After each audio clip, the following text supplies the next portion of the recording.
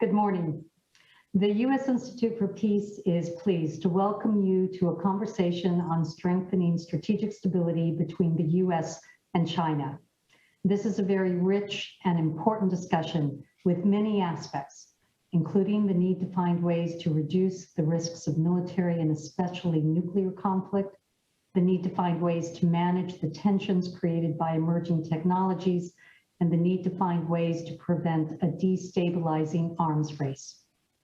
Last year, USIP convened a group of 12 leading security experts, 6 Americans and 6 Chinese, to engage in a series of dialogues and write parallel essays on the perception gaps, challenges, and opportunities that impact strategic stability between our two countries. The report that we are launching today is based on these dialogues and essays. It shows striking differences, but also commonalities between US and Chinese assessments of the root causes of instability and the drivers of conflict.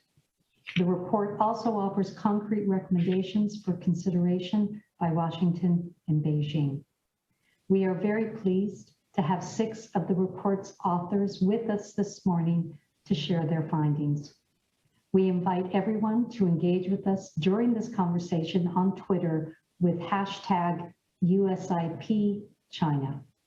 With your permission, we are very pleased to introduce Dr. Patricia Kim, a member of our Chinese program at USIP and the director of this project. Dr. Kim will be introducing our speakers and facilitating our discussion. Patricia, over to you. Well, thank you very much, Lise, and I want to thank our speakers and our audience for joining us today for this virtual panel and report launch event. My name is Patricia Kim, and I had the privilege of directing this project on U.S.-China strategic stability for over the last 9 months or so. And it's a real pleasure to be able to publicly share the edited volume that arose from the series of workshops that we held late last year with American and Chinese experts on how Washington and Beijing can enhance strategic stability in an era of growing strategic competition. As Lise mentioned, our report features essays by 12 experts, 6 American and 6 Chinese, who contributed parallel essays on the drivers of US-China conflict and potential steps to shore up stability in the nuclear, missile, and missile defense, space, cyber, and emerging technologies realm. And a very interesting feature of this volume is that all of the authors were asked essentially the same set of questions on how they view each state's respective capabilities, the challenges and opportunities that they see for the United States and China to strengthen stability in their specific realms, and to offer suggestions on concrete steps the two sides can take in the near term.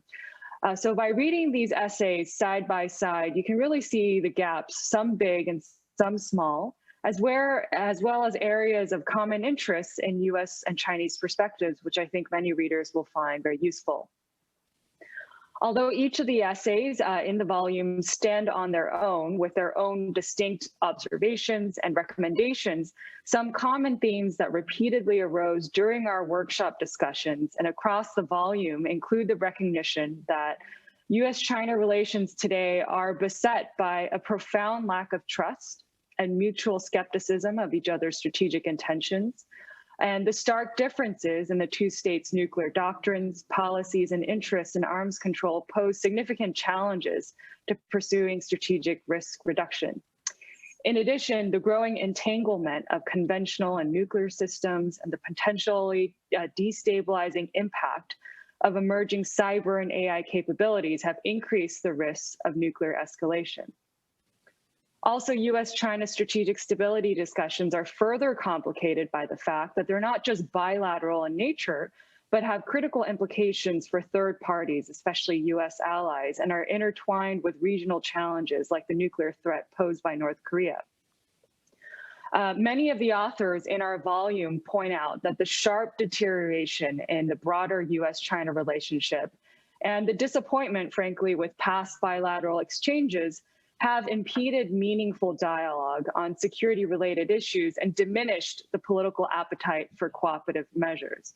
So recognizing these challenges, the authors broadly recommend that to strengthen strategic stability in the near term, the United States and China should recognize the growing dangers of military conflict, jointly affirm that nuclear war should never be fought, and work together to reduce the dangers posed by nuclear and increasingly sophisticated conventional weapons.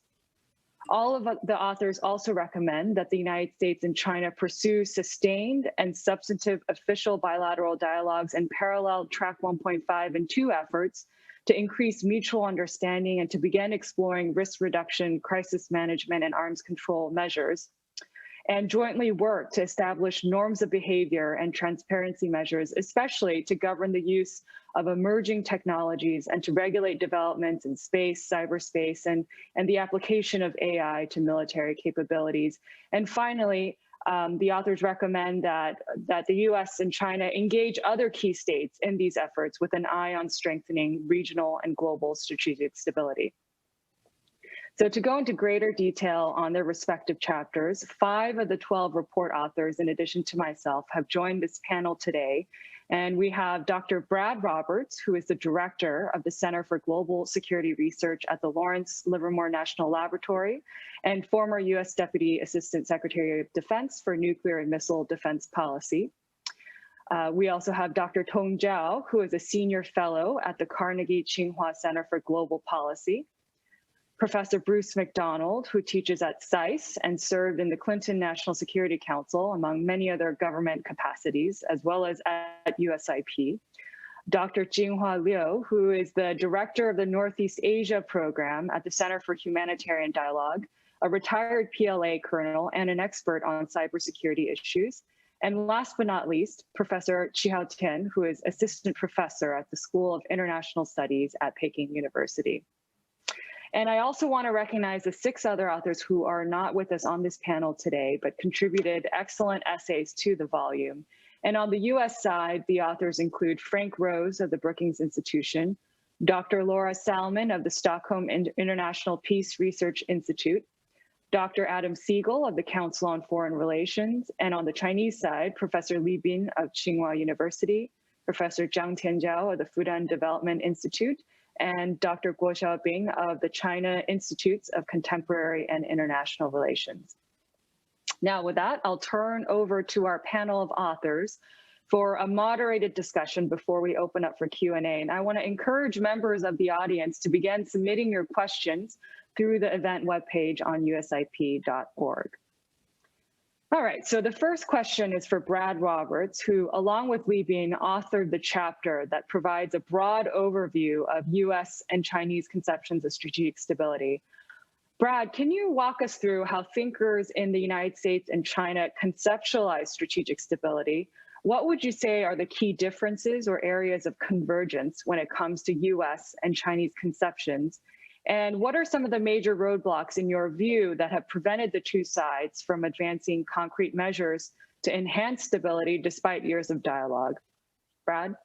And you'd like me to do that in 3 minutes. Thank you. It is often said that the United States and China take different views of strategic stability, that the United States has a narrow view focused on its traditional concerns in the nuclear area about crisis stability and arms race stability. And in juxtaposition, China takes a broader view, goes the argument. It looks more at the structure of the international order and the nature of the nuclear problem it confronts in that order. There is some truth in this conventional wisdom, but at core, we share similar concerns about a desire to avoid instabilities that might lead to war and that might lead to nuclear conflict in war. So more similarities actually than differences, in my view. China is concerned fundamentally about the developments in the US strategic posture, its missile defenses and its conventional strike capabilities in particular, that call into question or might call into question China's confidence in its own nuclear deterrent. This is a very traditional or, quote, narrow understanding of the requirements of strategic stability. Where we have diverged is in our concerns about who's doing damage to stability as it currently exists, who's making the situation more stable or less stable. And China's analysis is that U.S. actions are the ones that make the situation less stable and more dangerous. Missile defense, conventional strike, for example. And the American view is that China's lack of transparency amidst a major buildup of its nuclear and other strategic capabilities is itself a source of instability. What are the barriers to narrowing these areas of disagreement? Well, we're not talking much, and when we're not talking very effectively about these problems. The U.S. contributes a barrier, which is we as a nation have been unwilling to answer China's most basic question, which is, does the United States accept mutual vulnerability as the basis of the strategic military relationship with China? We accept it with Russia, we reject it with North Korea. We've been ambiguous about China. That's a barrier to closure. And China also contributes something as a barrier, and that's this pursuit of more substantial, more diverse, more modern nuclear capabilities in a context of very limited transparency. So I hope I hit your 3-minute mark. Great. Oh, that was excellent. And I realize it's a big question, impossible to answer in 3 minutes, but you certainly got us off to a good start.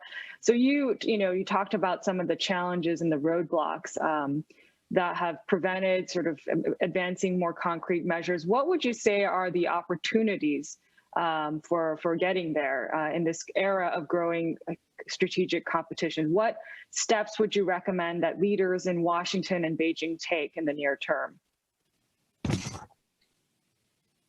Well, it's a classic American answer, talk. It's a part of our strategic culture that we believe we can tackle these problems, or at least understand them, but maybe mitigate them, maybe ultimately make them go away through dialogue. And the dialogue between our two governments on these topics has been very limited. Dialogue at the unofficial level, track 1 and track 2 and track 1.5, has been more substantial and robust, but it hasn't translated into official dialogue. If we were to actually start talking at the official level about these matters in a sustained and substantive way, I think there are a couple of starting points. One, we should agree to disagree about the past and set it aside. We relive, every discussion relives the argument about Americans' missile defense ambitions and China's no first use policies. And we should just agree to disagree and move into the present and the future. And secondly, we should stop asking each other to do things we know the other's not going to do. China has asked repeatedly that the United States abandon its missile defense project in East Asia. It's not going to. The United States expects some changes in transparency practices by China that are just not going to happen for the time being. So setting aside the old agenda and coming to a new agenda would serve us well. Great, thank you, Brad. I'm going to turn now to Tong Zhao, who, with Bruce McDonald, contributed essays on conventional missiles and missile defense, both of which have been points of contention in the U.S. China discussions about strategic stability. And these discussions are further complicated by the fact that they're not strictly bilateral in nature, as Brad alluded to, but involve the security interests of U.S. allies in the region who face a growing missile and nuclear threat posed by North Korea, and are also worried about an increasingly militarily capable and assertive China. So Tong, can you walk us through some of the challenges that have stood in the way of risk reduction and arms control measures when it comes to conventional missiles and missile defense? Sure, and let me focus on conventional missiles to start with. I think one obvious obstacle is conventional missiles are viewed as critically important for both China and the United States to achieve their national security interests. In the case of China, China's conventional theater-range missiles play a very important role in China's plan to defend its territorial claims in the region and to achieve its national goal of unification with Taiwan. And also there is, unlike nuclear weapons, there is no international taboo on the development and employment of conventional missiles. It is viewed as fair game for countries to compete in the development of conventional missiles, and it's okay for countries to actually employ these capabilities.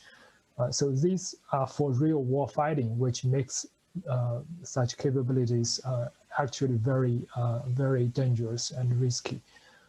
And both US and China feel very confident in their capability to eventually out-compete the other side. China has a lot of experience in developing and employing these capabilities, and the US has confidence because it has maybe better expertise and technological capability in the long run. So that self-confidence is also driving arms competition dynamic. And internally, in the United States, for example, it is widely agreed that conventional missiles will be very important for the US to check the perceived regional military threats from China. So it is hard for people to argue against investing in such capabilities. And in the case of China, there is lack of domestic checks and balances on national investment into conventional missile capabilities. The lack of domestic check and balances is another driver in this bilateral competition. And lastly, I think if we look at theater range conventional missiles, in some cases, there is an increasing degree of entanglement between conventional missile capabilities and the nuclear missile capabilities. And that creates new risk of misunderstanding during crisis and could lead to even inadvertent escalation. But currently, the decision makers have not been fully aware of the potential risks. So the obstacle is how do we raise awareness of the risks before we can take unilateral or cooperative measures to tackle those risks. Thanks. And in your essay, you talk about another concerning aspect of all of this, and that's an action-reaction cycle between the United States and China that could lead to a costly strategic arms race. And you make the case that it's in both states' interest to prevent such a dynamic. What would you say are some of the factors that are driving this action-reaction cycle, and what are some concrete steps that the two sides can take in the near term on this? Well, I think in terms of the development of advanced conventional missiles, in some cases, the programs are really driven by available technologies, simply because, for example, the technology of hypersonic missiles are becoming available. And therefore, countries invest in them due to the perceived military potential that these technologies might offer in the future. But in fact, these investments are not sufficiently driven by specific and concrete military needs. So it is a technology-driven program, and that makes it more likely to lead to action-reaction cycles. China is watching the United States investing in such capabilities, and the Chinese investment will then cause concern in the United States. So I think, firstly, both countries need to do their own homework. They need to really study what are the real military objectives that these technologies could serve. So that's the first step. And secondly, even though it is hard to talk about numerical limits on these capabilities in near term, the two countries can certainly work towards limiting the most dangerous methods of employing such capabilities and deploying and developing the most risky types of technologies. For example, do we want to have nuclear and conventional dual-capable hypersonic missiles in the future? It's time to have such discussions before any country has already started acquiring these capabilities. And another, I think, important example of this action-reaction cycle is about the issue of missile defense. U.S. missile defense is really driving China's investment into its strategic capabilities, and China's development of greater strategic capabilities is again causing American concern and making U.S. worry that China is moving towards a more aggressive military posture. And the impact of third-party players, in this case North Korea, is also increasingly important. North Korea's nuclear program is driving U.S. missile defense, and which is then causing China to react by putting more investment into its offensive capabilities. So somehow U.S. and China needs to discuss how they can work together to contain North Korea's nuclear program. But in addition to working on addressing the North Korean threat, U.S. and China can start some near-term joint study. For example, they can jointly examine whether it is technically feasible for the United States to develop and deploy a strategic missile defense network that can only deal with the North Korean long-range missile threats without undermining China's strategic deterrent. I think that joint study using open source data can be very helpful in mitigating unnecessary threat perception in a bilateral relationship and can contribute to some confidence. I think there are other steps, but because of time limit, I will stop here. Great, thank you, To. I mean, you've put some really interesting ideas on the table, and I'm sure there might be follow-up questions on that. But I'm going to turn to Bruce now, who I mentioned contributed the parallel essays to Tong's on conventional missiles and missile defense for the volume, but he's joining today in his capacity as an expert on U.S.-China space competition. And so in our volume, we had Frank Rose and Guo Xiaobing talk about the heightening U.S.-China strategic competition in space. And so, Bruce, can you walk us through, from the U.S. perspective, some of the concerning developments in space and the challenges to reducing U.S.-China risks and pursuing arms control in this particular domain, if that makes sense at all, and if this is something we should be looking at? Sure. Thank you, Patty. This is a matter of growing concern within the United States. The competition, the potential for conflict in space. The United States has far-flung allied responsibilities to many tens of countries. And given this worldwide commitment, we are exceptionally dependent upon communications and intelligence that our satellites gather for us. So as a result, we're sensitive to issues of their vulnerability. China has developed a robust series of ground-based anti-satellite weaponry that poses a real danger to the United States space assets on which our forward deployed forces depend. So this is a matter of some concern. Now, notice that I say ground-based weapons, not space-based. China and Russia have been, they're inclined to talk about space-based weapons and banning space-based offensive forces in space. But the reality is that most space-based weapons are highly vulnerable to attack, whereas ground-based systems, the kind that China has really focused on, and understandably from a technical point of view, that China has systems that are ground-based and are much less vulnerable to attack. Even China's first ASAT test was not a space-based weapon, but it was a ground-based weapon. as are, as I said, most of their counterspace weapons.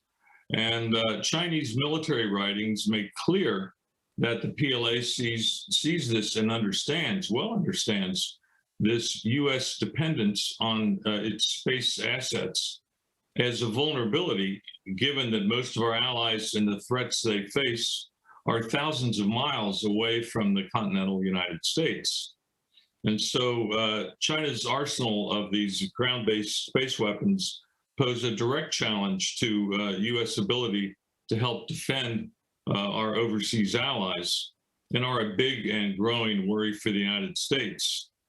In particular, these U.S. satellites that provide important intelligence information, and that the Chinese ASAT capabilities are a big worry.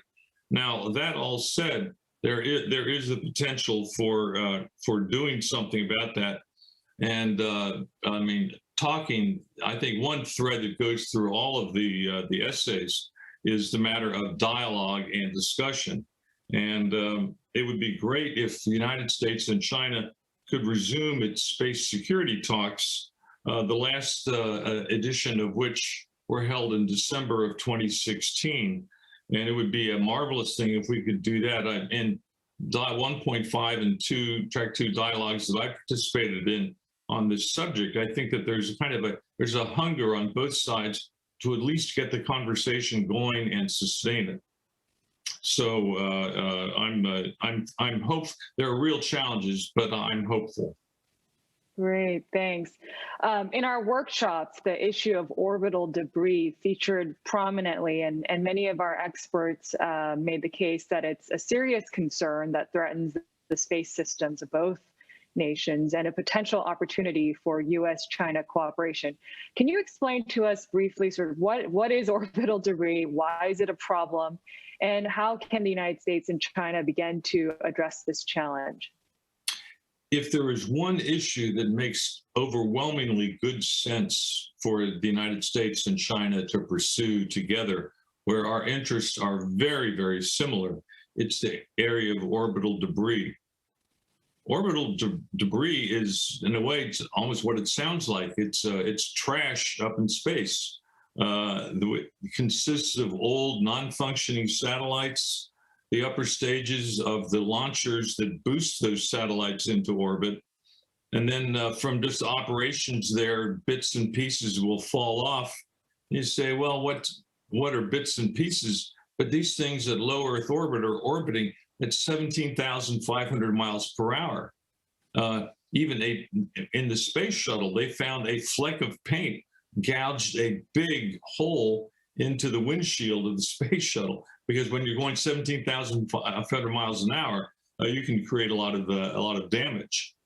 And so if there's one thing that China, the US, and all spacefaring nations have an interest in curbing space debris, one hopeful trend is there are even some private sector companies that are looking at the problem of, is it possible to clean up orbits in space? And one more technological challenge here is that in a good trend, the United States and China and other countries are looking at deploying what are called mega constellations of very small satellites. But one man's satellite is another man's debris. What do you do when these things reach the end of their useful life? And we have tens of thousands of these small satellites before long will be orbiting up there. It is a big problem. And if you have collisions, the collisions can produce still more debris. I mean, this is a problem for every country to deal with. And again, for China and the United States, we have a similar concern. And the one thing is that there has been internationally some attention drawn to this, but nowhere near enough, and a lot more steps are needed. We keep in mind that when China did its anti-satellite test in early 2007, that increased the amount of debris with that one test, by 15%. If we have any more of that, it's going to be a serious problem. I mean, one norm that we can maybe agree to, I hope, would be simply to not have any more tests of anti-satellite weapons that smash into and create debris. That's just unnecessary. There's been a de facto norm on that, although India conducted a test not too long ago. Although even there, India was careful and they conducted the test so that the debris would fall out of orbit very quickly. Or as the Chinese ASAT test debris will be in orbit for the next 100 years. So, and to its credit, China has not repeated a test like that. I think that there's a real possibility for joint cooperation on the field of space debris. Great, thank you, Bruce. My next question is for Tsinghua, who, along with Adam Siegel, wrote essays on the cyber domain, which is also becoming an increasingly salient domain of conflict, with the potential for clashes in cyberspace to escalate into kinetic conflicts. So Tsinghua, in your chapter, you talk about some key challenges and risks that the United States and China face in advancing stability in cyberspace. Can you give us a brief outline of these challenges and risks that you talk about? Sure. And we all know that the issues in cyberspace has been already very complicated, but when it interweaves with nuclear, it just adds more complexity. So let me start from the difficulties in cyberspace. The first is because of the inherent nature of cyberspace, it really makes it extremely difficult to understand the real-time attribution and the capability to differentiate between cyber espionage and cyber attack, and also very difficult to control the damage of cyber activities. And because of the tensions between the two countries, when there is some cyber activity detected, it's very easy for one side to think that this is attack rather than espionage. This is deliberate rather than just a mistake of spillover of cyber activities. To think this is being done by the other country or endorsed by the other country rather than being done by some other actors. So the second challenge we have to face is China and US actually assessing their capabilities in cyberspace very differently. China views itself as a relatively weak side, thinking that US understands that China is not that ambitious and will not benefit from being preemptive. But the US seems feel that very differently. They think China has already been quite similar in terms of its capabilities. So they really think China is very ambitious, and also US feels itself especially vulnerable because it's more dependent on cyber infrastructure. And the third challenge we have to understand is a third party. Unlike some other domains, we don't know who is the real originator of cyber activities. So third parties can take full advantage of that. And also the two countries can use that to try to bury their intentions. And when it gets to the cyber nuclear dynamics, there are another two challenges that really worth attention. The first is the lack of communication between the two domains because of the modernization of nuclear capabilities. We know there are more cyber vulnerabilities there, but no one can really understand it. So there will be more motivations and more concerns. And also the two people in two domains are viewing the different security in a very different way. Cyberspace, people always think the attack is something very normal, but in nuclear area, security means zero attack. So cyber people may not understand how much threat they have posed, but people in nuclear arena will also overinterpret the intentions of cyber attack. So let me stop there. There are a lot of challenges, so I hope this is helpful. Great, thank you, Tsinghua. So you listed out a variety of challenges, and you talked about sort of the issues of transparency in the cyber realm, and you make the case that in your essay that even if complete transparency of capabilities isn't possible, we might work towards transparency of intentions or postures, as well as crisis management mechanisms and potential self-restraints to serve as stabilizing forces. So can you walk through some of the measures that you recommend in your paper that Washington and Beijing adopt to mitigate some of the challenges that you laid out? Yes, thank you for that question. So I think there are quite a lot of things we can do. The first is just like you said, it's very important to understand each other at least about their intentions. So I think the first thing is about to build trust. It's not it's not so realistic to think the two countries can become friends again, but at least they can convey the basic understanding that no one is interested in starting a war with the other side, especially a nuclear war. And the second is about whether we can do some steps to improve the crisis management, like whether the two sides can have some track 2 or track 1 dialogues to identify those activities that are really destabilizing, or the activities that can help stabilize situation. And also about crisis management, it's important to expand the current collaboration on information sharing. We have some information sharing mechanism between the two CERS, computer emergency response teams, but the strategic level information are not included.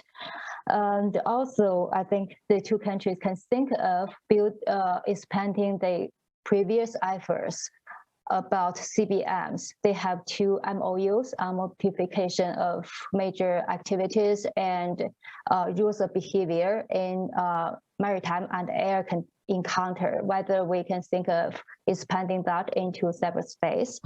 And also, I think it's really important to have more chances for people from cyber domain and the nuclear world to talk with each other, to understand the other side's basic logic and concerns. And the third area I think that could help is to have some restraints. It can be mutual, but it also can be unilateral. So there could be some mutual agreement not to conduct cyber intrusions into each other's nuclear command and control system. And they can also agree with each other that the cyber operations will be under the authorization of the highest level leaders from both sides. And they can also think about some measures to oversight the third-party activities. And last but not least, the two countries should not give up their efforts on promoting international rules and norms in cyberspace. It may be not directly relevant, but it will build trust and also promote stability in cyberspace. So let me stop here.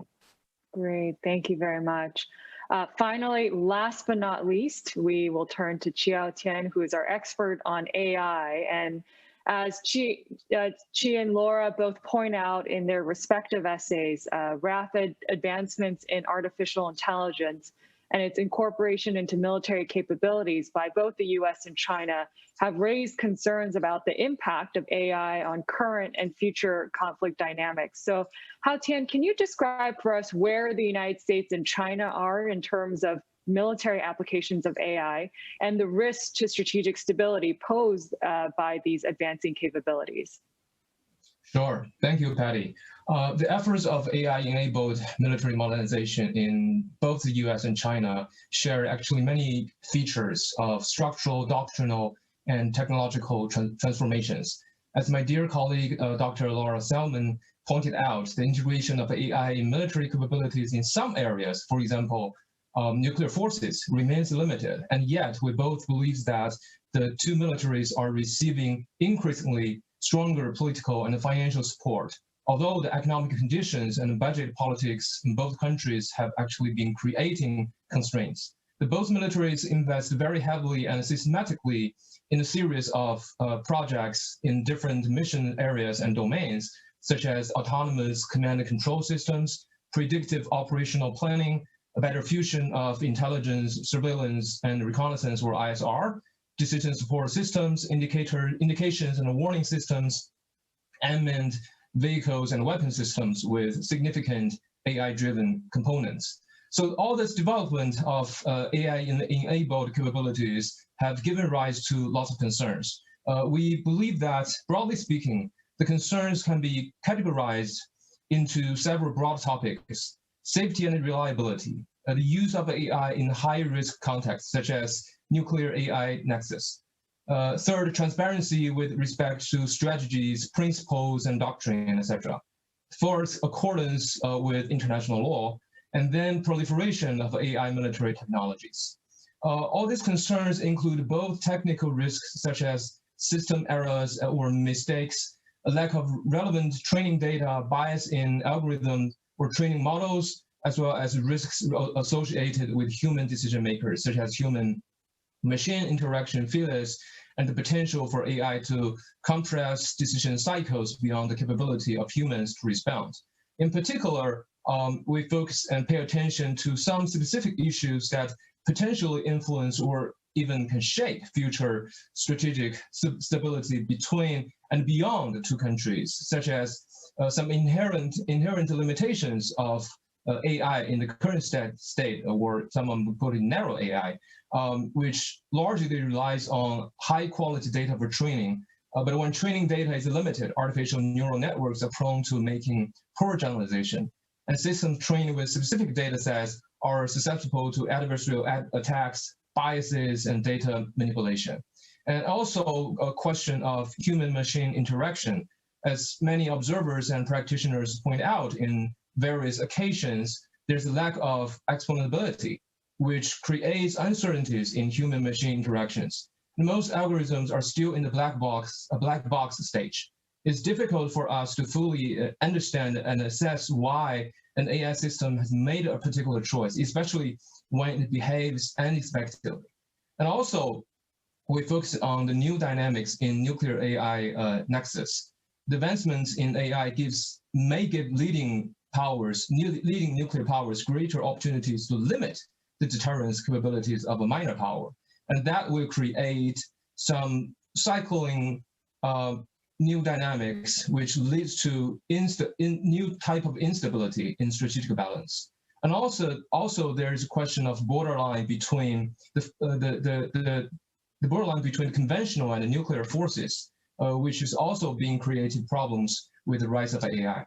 We can discuss all these issues in more detail, but all in all, we believe that both beneath and beyond what is going on in the development of concrete projects capabilities, there's a kind of new system of language and understanding being created by state practices in AI-related capability.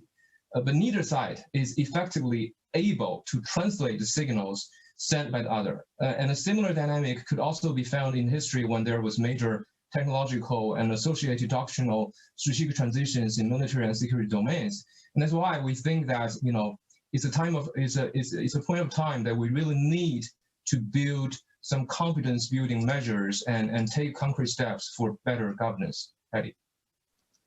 Thanks, Hao-Tian. You know, in terms of confidence building measures, as well as the strong interest that you talk about that two sides have in developing common understandings of the implications of AI for the future of warfare, what would you say are some concrete steps that Washington and Beijing can take to address the concerns that you laid out in your answer to the earlier questions, and what kind of specific topics or agreements do you think should be prioritized in bilateral and or in multilateral settings?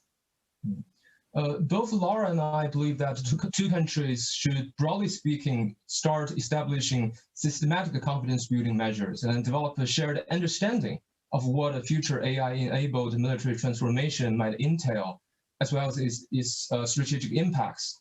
And in addition to that, a concrete step in the near term, we think, is a direct talk. We may need more direct dialogue in the near to medium term, although there are many dialogues existing between the industry experts, academias, the think tanks in and between, both in and between the two countries, like what we have been doing over here. But more direct exchanges among the diplomats, military leaders, AI researchers, and multidisciplinary scholars is crucial for fostering mutual understanding and opening avenues for future cooperation. In the long run, there are some both not very feasible and feasible steps that we can envision and take. Transparency in the long run is crucial to building competence between militaries. You can assist each other in assessing actions of coercion, concern, and avoid misperceptions which could lead to unintended escalation. There are some feasible things in the long run that we believe we can do. For example, the two sides can sit together and define and rank order some areas of concerns that each has with regard to the other. In addition, there is a shared interest in the counter-proliferation of lethal autonomous weapons or laws. Given the broader political climate between the two nations at present, some things are not very easy. For example, it would be very beneficial and should be taken when circumstances allow that China and the United States to increase transparency and enhance mutual regarding their AI strategies, doctrines, and other related documents. But at present, it's probably very difficult to achieve that step. But just as JFK stated on the mission to Moon, we do these things not because they're easy. He said that for winning a competition, and we think that we need this idea now for regulating a competition. Laura, I will stop here, Patty, for the Q&A session. Great. Well, thank you very much, Hao Tian. And I just want to thank all of the authors for their initial remarks. And we're getting a lot of questions in the chat function. And so for audience members, I encourage you to submit your questions and we'll be monitoring the box. But one of the themes that's been coming up in the chat box is sort of the need for mill-to-mill dialogues, for track one dialogues between the United States and China to mitigate risks. And among many of the questions, people are asking, well, is there willingness in both countries to reinvigorate these channels? And Brad talked about this a bit earlier and why there have been hiccups in previous dialogues and sort of the disappointment with lack of progress. I want to turn to maybe our Chinese participants and ask, what would you say are the necessary conditions for Beijing and Washington to be able to engage in sustained and high-level dialogues on strategic stability or broader conflict-related issues? How ready do you think the two sides are, and what could they do to lay the groundwork? So let me see if I could turn to Tong to get at this question first, and then maybe we can circle back to the American side to see if there are ideas as well that they'd like to put forth. So Tong, over to you. Sure, thank you. That's a great question. Given the great power competition between the two sides, it's really hard for countries to be really interested in restraining their capability to develop new military technologies. They are also unlikely to be interested in numerical limit on their strategic capabilities. But I think if you frame the framework of discussion not as arms control or numerical limits, but as strategic stability, just as this project does, or to emphasize the issue of risk reduction.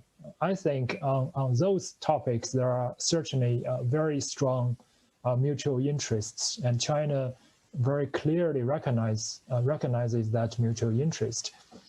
And there are a lot of things that I think can be done in order to strengthen strategic stability or to reduce risks of conflicts, including nuclear conflicts.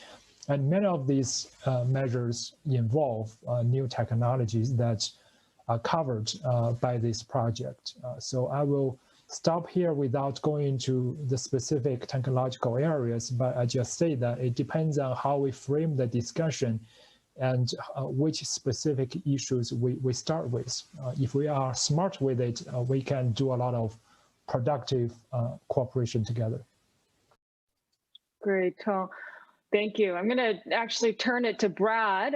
Brad, I know you mentioned initially that one way that the two sides can maybe have a more productive conversation is to set aside demands that the other is not likely to embrace. Do you have some other suggestions for how to make a substantive and sustained track 1.5 or one dialogue, given that you've been involved in many of these for years? Well, I think the substantive agenda is well set out in your product, Patty. It's comprehensive across these topical issue areas.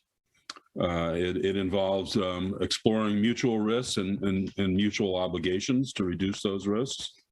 I think there hasn't really been any great uncertainty about the content of a dialogue if we were to launch one. The reality is that the government of China has not seen it as in China's interest.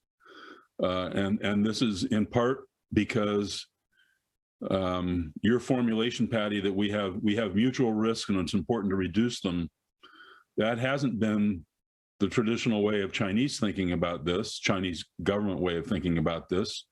China's government has been interested in creating more risk for the United States because this is essential to deterrence.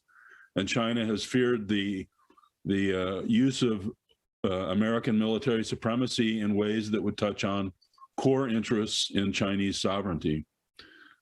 Now, we may be at a tip-over point here where there's sufficient interest in risk and shared risk and reducing risk that new things are possible.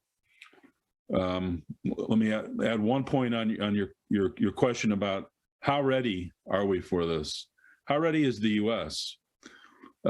This project has brought out vividly the high quality of thinking in China on these questions. The papers are all excellent. The discussion was excellent. China has invested in the institutions and the people and the intellectual capital for this kind of dialogue. We held up our end of the bargain on the American side, but this isn't an area where the U.S. has put much focus, investment, interest, and created much intellectual capital. We've heard from both Moscow and Beijing a general disinterest in dialogue in this area, so we put good people onto other topics. So we have a little intellectual capital to create of our own in order to enable the needed dialogue. And kudos to the Peace Institute for putting some new ideas on the table in that direction. Great, thank you. I actually have a question from the chat that would be perfect for Bruce and Tsinghua. So let me read it out for you. Is there a way for the United States and China to set rules to diminish the danger of a cyber war or a space war? So let's turn it to Tsinghua first for her answer, and then I'll go over to Bruce. Oh, well, I think, yeah, this is a good question. And I think this is why we are sitting here to try to think of.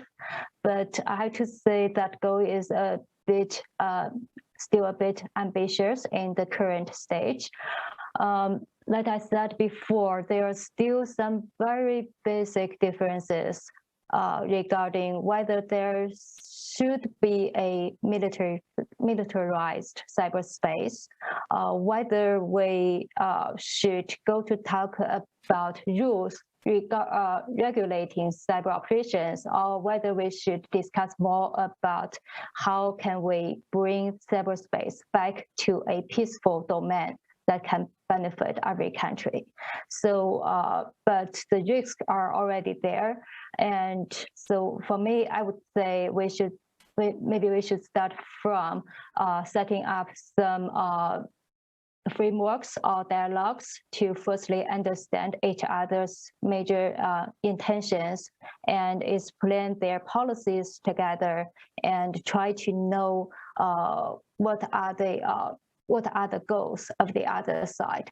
And then we think about what are the shared risks, and then think about how to mitigate them. So I agree that they is very important to talk about rules regulating war operations, but I'd like to start from the more basic step. Thank you. Bruce?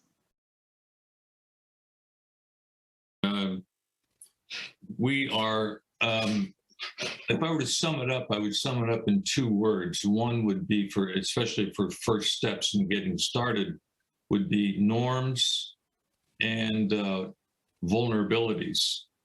I think that there is a crying need to establish norms.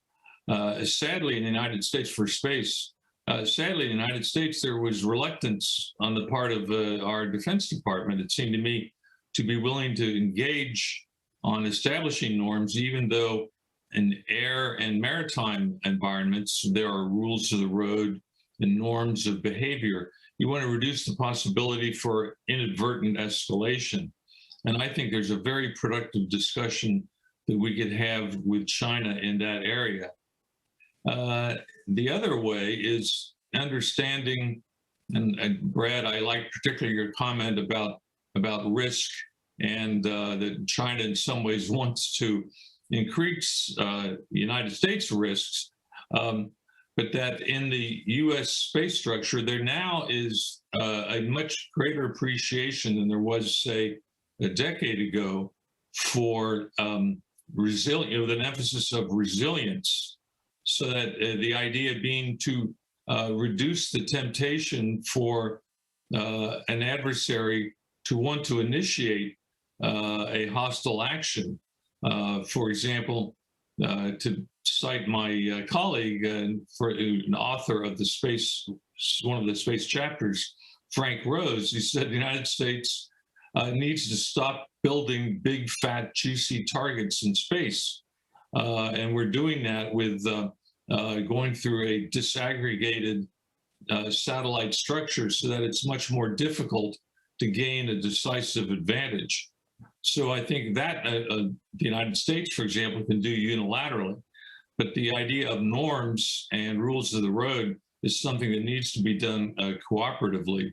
That won't answer all our problems and not guarantee that you won't have escalation, but it sure would be a positive step in the right direction. Great, thank you, Bruce. I have a question for Hao Tian. Hao Tian, in your essay, you talk about how AI, is a very complex topic, and if you were to, you really need to bring a lot of different types of people into the room to have good conversations, whether it's industry experts or academics or military leaders and so on. What can you talk through us sort of, who do we need to engage? Who should be at the table, and what are some existing multilateral mechanisms that might be good venues for engagement between the US and China on the topic of AI? Thank you, Patty. I think I will start with what we are starting with this group of, excellent people in mind, because we are really still at a very early and initial stage of building a governance framework or frameworks. But more than often, we from different countries, different areas, different disciplines, or different backgrounds cannot even reach agreement on even the meanings of very basic principles of AI governance.